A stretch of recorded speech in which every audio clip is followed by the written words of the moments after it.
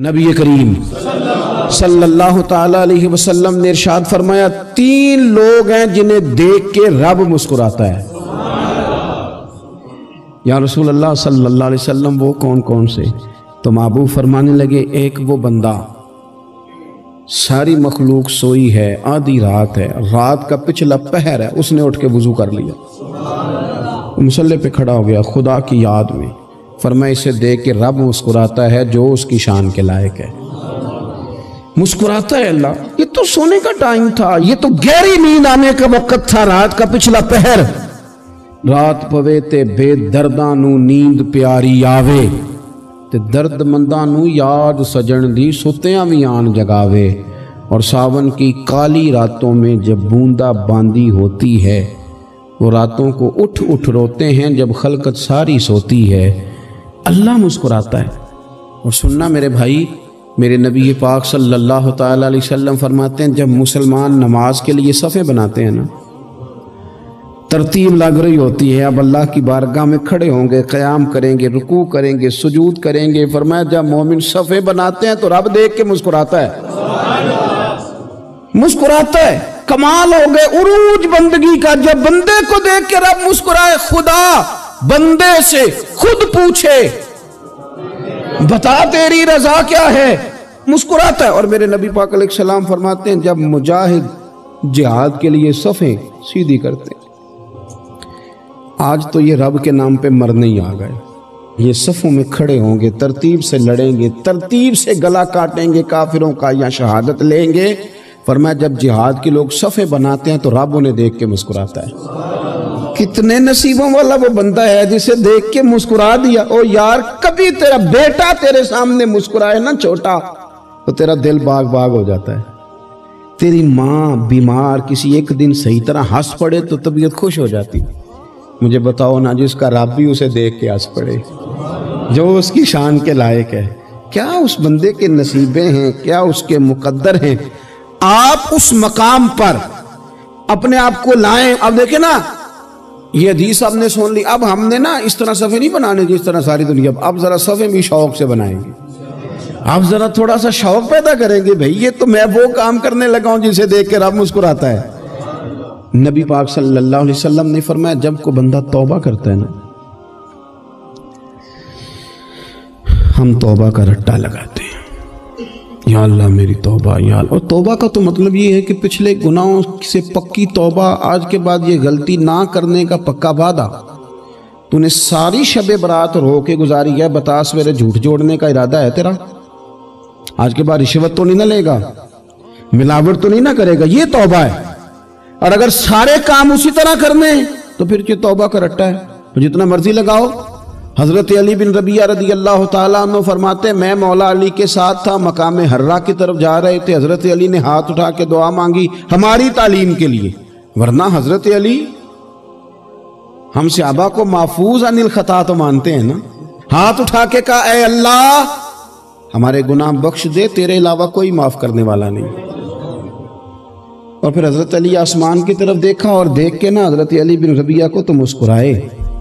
حضرت علی بن ربیعہ کہنے لگے حضور مسکرائے کیوں ہو؟ فرمانے لگے ایک دن میں حضور کے ساتھ اسی طرح آیا تھا، اسی طرح حضور نے دعا فرمائی تھی ہماری تعلیم کے لیے، اور پھر حضور مجھے دیکھ کے مسکرائے تھے اور فرمایا جب کوئی بندہ رب کی بارگاہ میں اس طرح استغفار کرتا ہے تو رب مسکراتا ہے، اور مسکرا کے فرماتا دیکھ لو میرے بندوں کو پتا ہے کہ میرے علاوہ معاف کرنے والا کوئی نہیں، انہیں پتا ہے، تم اس کی بارگاہ میں رجوع تو لاؤ، آؤ تو صحیح دو آنسو لے کر۔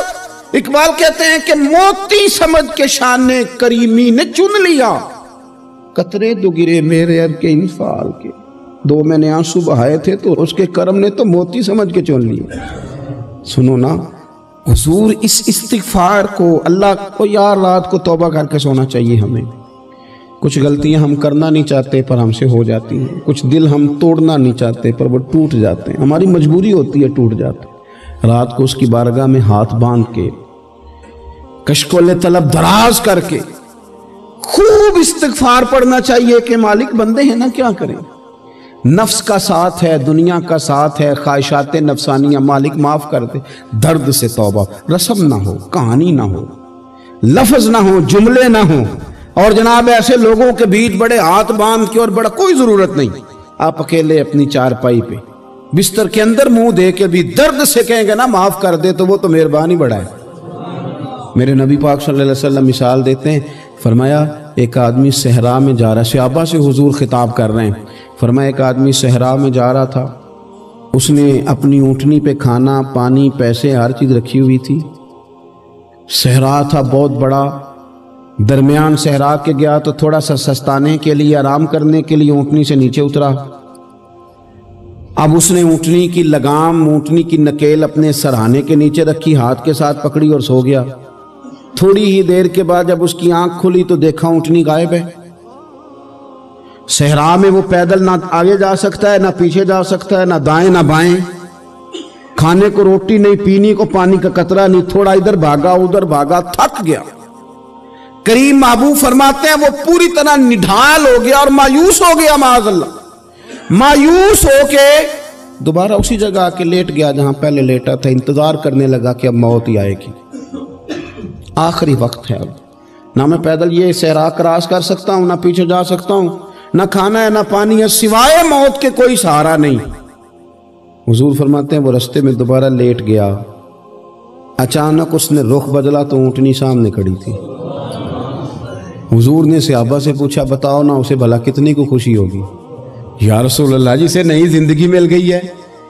آپ دیکھیں نا سارے ڈاکٹروں نے کہہ دیا کہ اس کے تو گردے معدہ جگر ہر چیز ختم ہے، گھر لے جاؤ خدمت کرو، ہر طرف پریشانی ہے۔ وہ بندہ بھی سمجھ گیا ہے کہ آخری وقت آ گیا، کل جاؤں پرسوں جاؤں، تیاری ہو گئی، سب لوگ آ گئے، باہر والے بھی آ گئے، یہ ماحول ایک عجیب رنگ اختیار کر گیا۔ اچانک ایک ڈاکٹر نے آ کے کہا نہیں نہیں غلطی لگ گئی تھی۔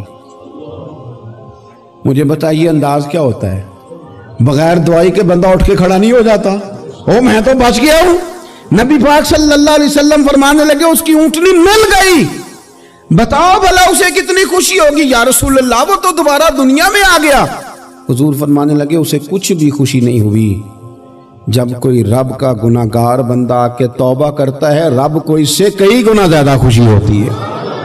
میرا بندہ آ گیا ہے، میرا بندہ آ گیا ہے، میرے گھر آ گیا۔ اس نے آنسو بہائے ہیں، اس نے کہا اللہ میں تیرا ہی ہوں، تیرا ہی رزق کھاتا ہوں، تیری ہی زمین پہ رہتا ہوں، تیرے نام سے میری سانسیں چلتی ہیں۔ وہ آ گیا۔ فرمایا اس اونٹنی والے سے زیادہ رب کو خوشی ہوتی ہے جب گناہگار آ کے توبہ کرتا۔ گناہگاروں کے آنسو اس کی بارگاہ میں بڑے مقبول ہیں، لیکن ہم رسم ادا کرتے ہیں، توبہ نہیں کرتے۔ ہم اپنے آپ کے ساتھ دھوکہ کرتے ہیں، جھوٹ بولتے ہیں۔ ہم بندہ کوئی ناراض ہو جائے تو ہمیں کو نہیں نیند آتی، اس کے گھر چلے جاتے ہیں۔ ہم اپنے سارے رشتوں کو تعلقات کو مینٹین کر کے رکھنے کے عادی ہیں۔ ہمیں پتہ ہے کہ وہاں میں نہیں جا سکا تو بیٹا بھیجتا ہوں، فلاں شادی پہ میں نہیں جا سکا تو بھتیجا بھیجتا ہوں، بھائی بھیجتا ہوں، ہر تعلق کا ہم نے خیال رکھا کوئی روٹھ نہ جائے۔ لیکن کمال ہے نا، یہ نہیں سوچا کہ اگر رب روٹھ گیا تو جب وہ روٹھ جائے نا تو سارے رشتے بھی بندے کے پاس موجود ہوں تو کوئی کرامت نہیں ہوتا، پھر کروڑوں روپیہ جیب میں ہوں تو ڈاکٹروں کی دوائیاں اثر نہیں کرتی۔ وہ روٹھ جائے تو پھر انسان اس طرح سے پھسلتا ہے کہ بڑے بڑے اس کے پاس دروازے ہوتے ہیں پر کسی جگہ اس کا ہاتھ نہیں لگتا۔ خدا را سنو، نبی پاک صلی اللہ علیہ وسلم کے پاس مہمان آ گیا، بخاری مسلم ہے۔ حضور نے ازواج مطہرات کے گھروں میں پیغام بھیجا کوئی چیز ہے ضیافت کے لیے؟ یا رسول اللہ کچھ بھی نہیں، یہ دو جہاں کے شاہ ہیں اور پاس کچھ رکھتے نہیں، دو جہاں کی نعمتیں ہیں ان کے خالی ہاتھ میں۔ یا رسول اللہ کوئی چیز بھی نہیں۔ حضور نے صحابہ کے مجمع پہ نظر ڈالی، یا رسول اللہ صلی اللہ علیہ وسلم حکم ہو، تو حضور فرمانے لگے تم میں سے کوئی بندہ ہے جو اسے گھر لے جائے روٹی کھلائے؟ ایک صحابی اٹھے فوراً، حضور میں لے کے جاتا ہوں کھانا کھلاتا ہوں۔ فرماتے ہیں میرے گھر میں صرف بچوں کا کھانا تھا، یہ نہیں کہ فریزر بھرا ہوا ہے نعمتوں سے، صرف بچوں کا کھانا۔ یہ نہیں کہ کسی کو دیکھ کے اپنی ہنڈیا پہ برتن دے لیا، صرف بچوں کا کھانا۔ کہتے ہیں گھر گیا، بیوی سے کہا کیا کیفیت ہے؟ کہنے لگی بچوں کی روٹی ہے۔ میں نے کہا بچے سلا دے، صبح ناشتہ کر لیں گے۔ تو کہنے لگی آپ کیا کھائیں گے؟ تو میں نے کہا نہ میں کھاؤں گا نہ تو کھائے گی، مہمان جو نبی پاک کا ہے۔ کہا اچھا اب ذرا تجویز دیکھو میاں بیوی کی سوجھی آپس میں. کہتے ہیں کھانا لگا دینا کیونکہ ایک آدھ بندے کا کھانا ہے. اپنی غربتوں کا ہر جگہ اظہار کرنا, رونا. یہ دیکھو غربت کیسے چھپائی جا رہی. اس کو کہا نہیں کہ چل تو تھوڑا رحم کھا, تو آیا ہے تو تھوڑا رحم کھا, یہ نہیں کہا اٹھ کے نا تو کھانا رکھنا اور اٹھ کے نا چراغ ٹھیک کرنے کے بہانے بجھا دینا. ہم دنیا والوں کے سامنے کیوں اپنے دکھ بیان کریں؟ ہم جو کہیں گے رب رسول کی بارگاہ میں کہیں گے. تو نا چراغ ٹھیک کرنے کے بہانے, اہلیہ اٹھی کھانا دینے کے بعد چراغ ٹھیک کرنے کے بہانے بجھا دیا. خامد بھی ہاتھ چلاتے رہے, بیوی کبھی برتن رکھتی کبھی اٹھاتی, پتہ چلے کہ کھانا کھا رہے ہیں. کھانا کھایا جا رہا ہے. کہتے ہیں مہمان پیٹ بھر کے کھانا کھا گیا. یہ کام ہوا رات کے اندھیرے میں, اس وقت ہوا جب چراغ بھی بند تھا, اس وقت ہوا جب کوئی دیکھنے والا نہیں تھا, کسی پڑوسی کو بھی خبر نہیں تھی. فرماتے ہیں صبح کے اجالے میں اس مہمان کو لے کے مسجد نبوی میں نے قدم رکھا تو نبی کریم نے فرمایا رات جو تم نے کام کیا ہے نا اسے دیکھ کے میرا رب بڑا مسکرایا ہے. اللہ بڑا مسکرایا ہے. اللہ تر دامنی پہ شیخ ہماری نہ جائیے, ہم دامن نچوڑ دیں تو فرشتے وضو کریں. یہ شان ہے صحابہ کی.